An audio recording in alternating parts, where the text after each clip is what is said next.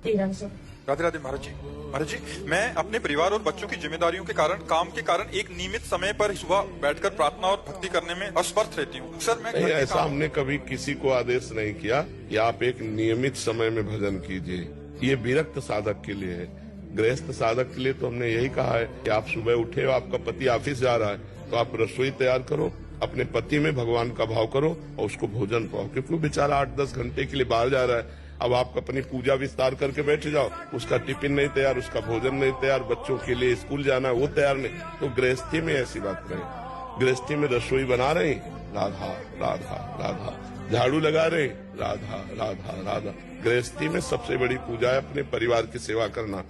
मूर्ति विराजमान करके पूजा कर रहे हैं और साक्षात जो भोग लगाने के लिए उनको हम ऐसे परेशान करें नहीं। पति कह रहा पानी लाओ, बोले शंकर जी में चढ़ाया हुए पहले। पति रूप शंकर जी का त्याग करे तो वहाँ शंकर जी कोई जल थोड़ी लेने वाले। ऐसे ही भाव से अपने परिवार की पूजा करो। पुत्र में भगवान, पति में भगवान, सास ससुर में भगवान। अपने घर में यही मंदिर है, घर में ही प्रभु विराजमान। काऊ सो कहा जहाँ प्रभु ना है।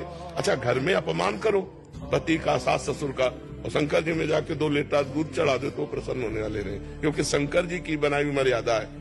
जो गृहस्थ है वो भगवान के द्वारा ही बनाई हुई मर्यादा है। आप उस मर्यादा का खंडन करेंगे और बाद में भगवान को घी का दीपक दिखाए तो उससे